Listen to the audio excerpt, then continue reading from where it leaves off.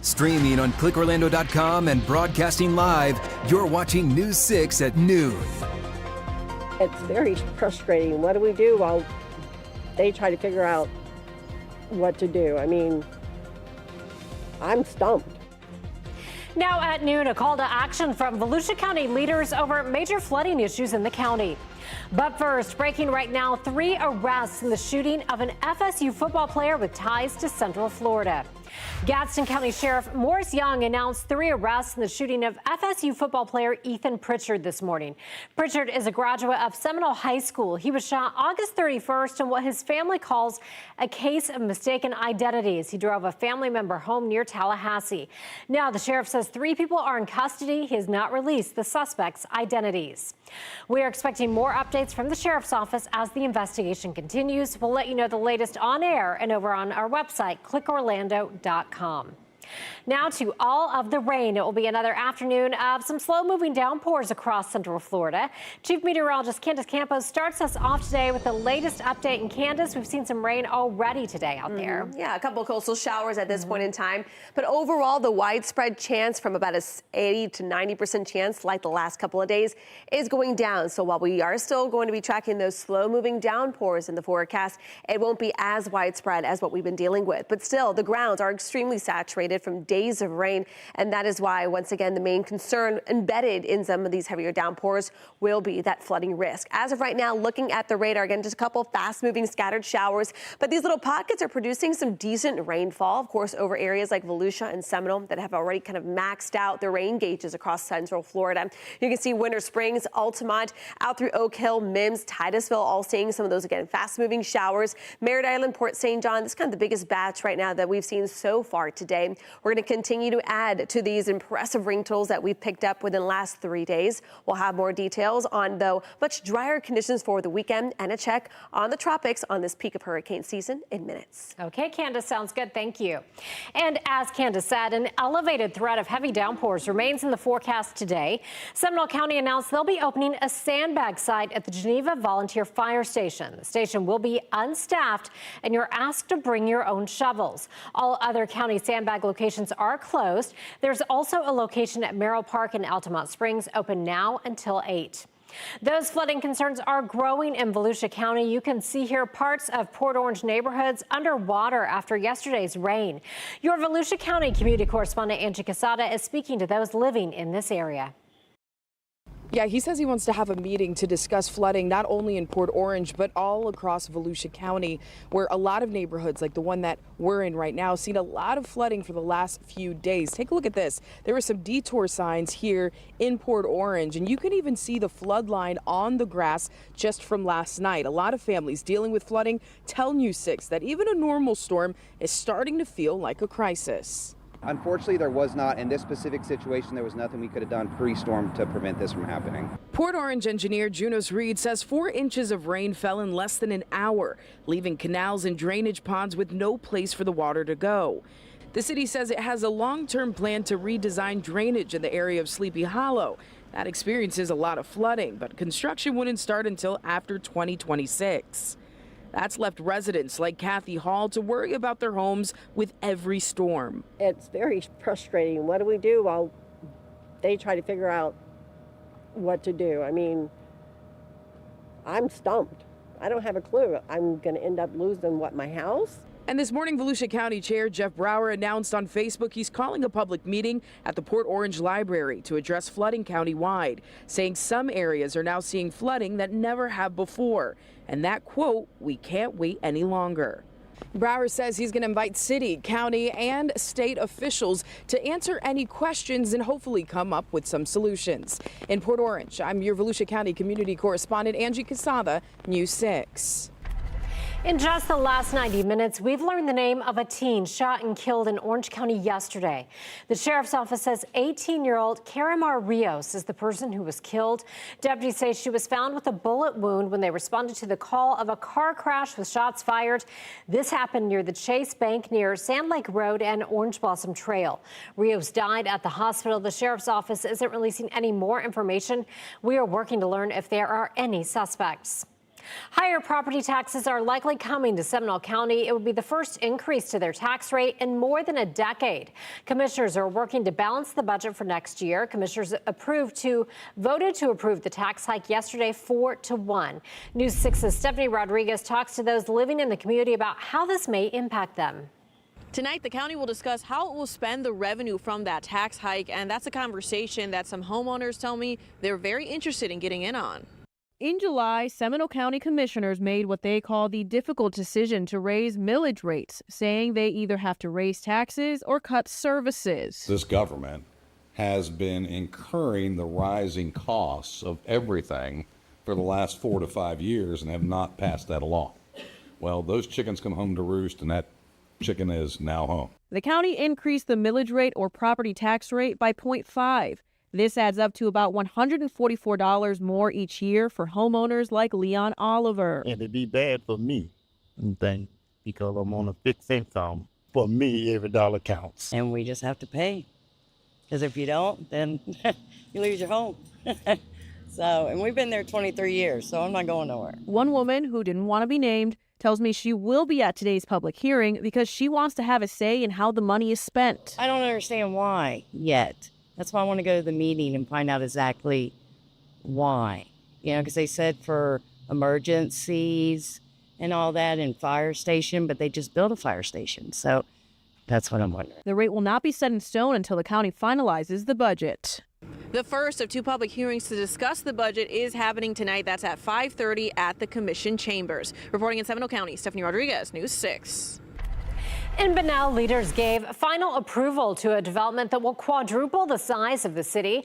The project spans 2,800 acres south and west of the city limits and is set to add 6,100 homes. 10% of each subdivision will be affordable housing, while the new development will bring thousands more to the city and county. There are some worries about the growth. I'm shocked, real shocked. I mean, it's the traffic's going to be wicked. It's going to be really, really bad. Getting out of here now can be a problem sometimes, but when you figure they add how many thousand homes they're going to add, it's going to be a whole heck a lot worse. A 20-year phased build-out is expected once the project gets underway. Seminole County is celebrating the opening of the second phase of an affordable housing project. The county contributed more than $1.5 million toward Sanford Courtyard. News 6's Mark Lehman was at the ribbon cutting this morning and tells us how this will help local workers in need. A celebration here in Sanford as this housing development is now doubling in size. Organizers saying it addresses an overdue need, and they're committed to more projects like this in the future. 2, 1. Leaders in Seminole County cutting the ribbon on phase 2 of Sanford Courtyard. The extension of the affordable housing development adds 10 more 2-bedroom, 1-bathroom apartments to a neighborhood just east of downtown Sanford. Seminole County's Community Services Department contributed $1.6 million towards this project. It was developed in partnership with Central Florida Home for Good, led by Kim Fogel. She's a former Getting Results Award winner who founded the nonprofit in 2019 by using her retirement savings to focus on building affordable housing for local workers in need. Fogel spoke about the impact on the community. 34% of the people that reside here are on that precipice of homelessness. That is the demographic that we serve. Phase 1 of the development was launched in 2020, and leaders say it's been a success. All of this was funded through Seminole County's Home Funds and the American Rescue Plan Act, which are federal funds received from the U.S. Department of Housing and Urban Development. Central Florida Home for Good says they're committed to continuing their partnership with Seminole County. Occupants are expected to move in here over the next few weeks, and there are still units available. We posted details about that under this story on clickorlando.com. In Sanford, Mark Lehman, News 6. Tomorrow, we remember the lives lost in the 9/11 attacks 24 years ago. But the toll on first responders is being felt to this day. Coming up, how a first responder exposed to toxins after months at Ground Zero got a second chance at life. You're watching News 6 at noon. Stay with us. We'll be right back. Introducing the new $25 million Gold Rush Multiplier Scratch-Off from the Florida Lottery.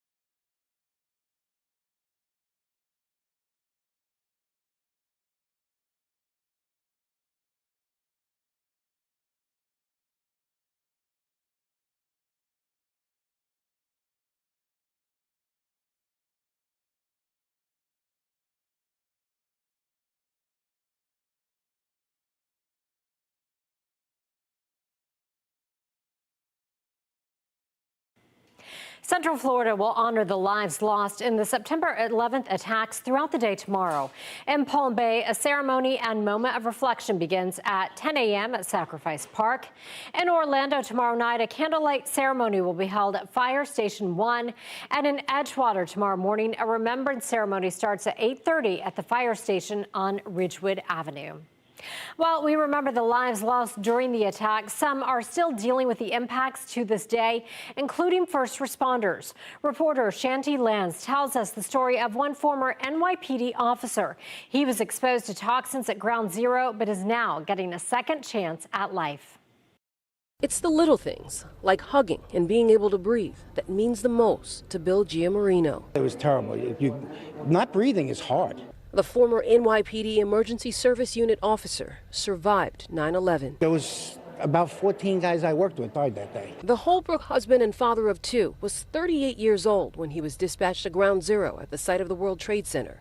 Every day for 5 months, the 19-year police veteran helped with aid and recovery, including working the pile, exposing himself and hundreds of other first responders to over 150 toxins. Bill says he first noticed symptoms 2 years later. Started with the breathing and inhalers and stuff like that, and it just progressed over the years. Doctors diagnosed Bill with COPD, which is considered a 9/11 related respiratory illness. He says he put it off to the point to 3 years ago when he was hospitalized. It was horrible. I wouldn't be able to put my shoes on. I wouldn't be able to take a shower. You know, I would take the oxygen into the shower with me, and you would shower, and I'd be out of breath. I'd have to stop. His wife, Deborah Salenti, was with him every step of the way. It was very hard to watch. And you feel terrible. You feel like you're going to die. Bill was at the point where he needed a double lung transplant, which he got 1 year ago this week. He was treated at North Shore University Hospital in Manhasset, which is the only lung transplant program on Long Island. Bill is also one of 111 people that qualify under the Free Care of the World Trade Center Health Program, which currently has nearly 135,000 patients.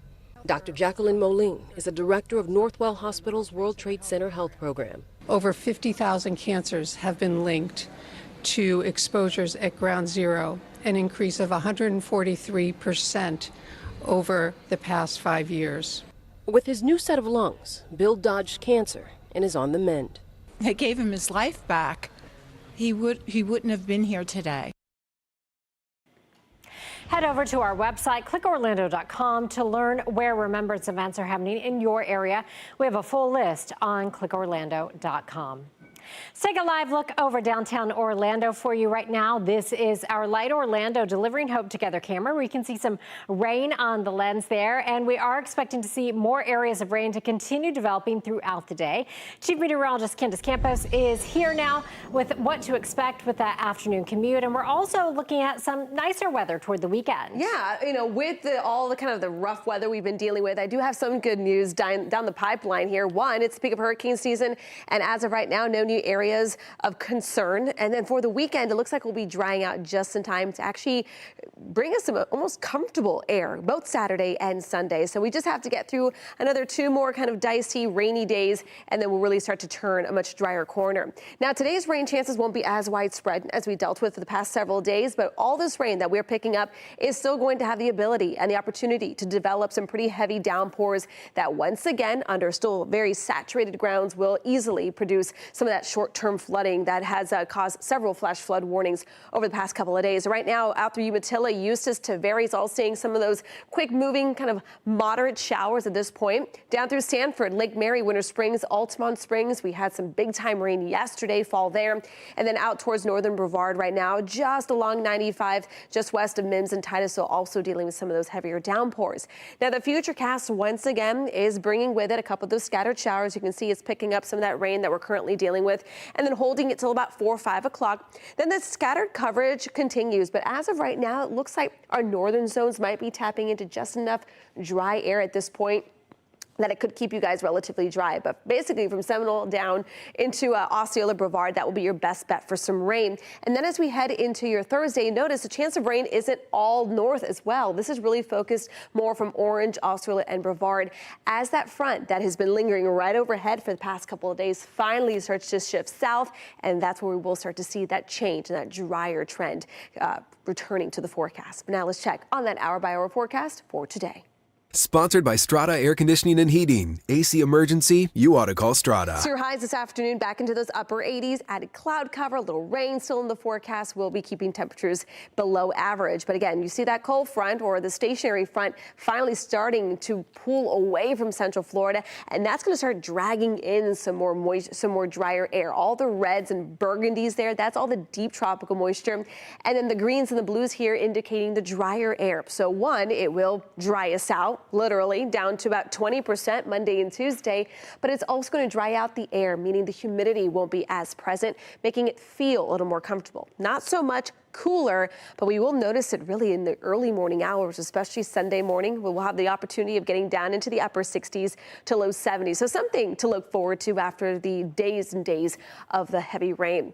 Today, September 10th, officially the peak day of hurricane season. We tend to have a lot of activity at this point in time. As of right now, though, the best news about it is no new tropical development is expected. So far this season, we've had 6 named storms, only 1 hurricane, which is also the 1 major hurricane. But I hate to be the bearer of bad news. I just don't want people to get complacent. We have 60% left of the hurricane season. We've had very notable Florida storms after the peak of hurricane season. This is not the time to let your guard down. Hopefully we can continue this more calm trend in the tropics. But in the meantime, though, it looks like we are in store for a pretty nice looking weekend. Candace, thank you. The dream of bringing the MLB to Orlando now up in the air. Coming up, the local billionaire pulling out of the Orlando Dreamers' efforts.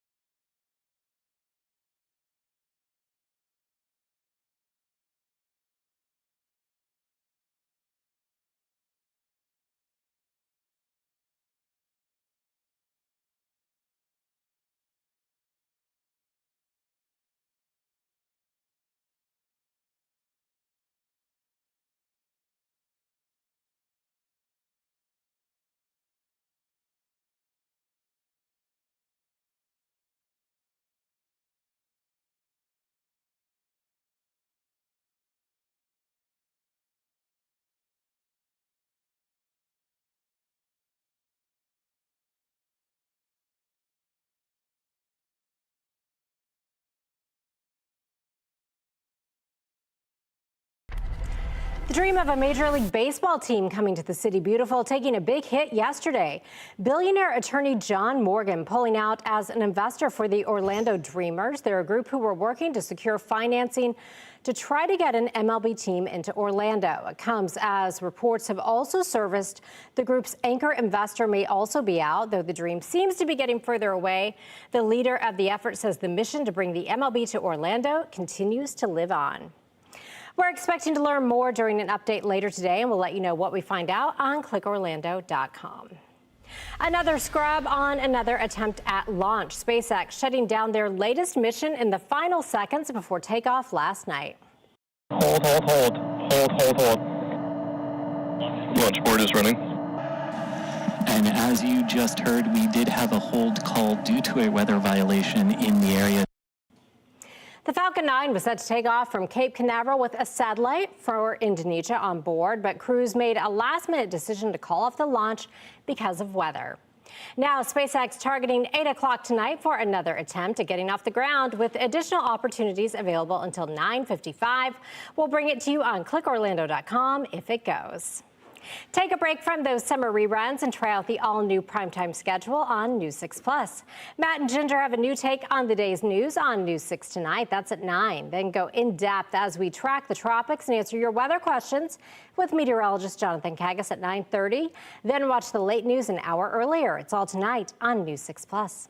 Download our streaming app for free. Search WKMG in your smart TV's app store. It's also available on Roku, Apple TV, and Fire TV. We'll be right back.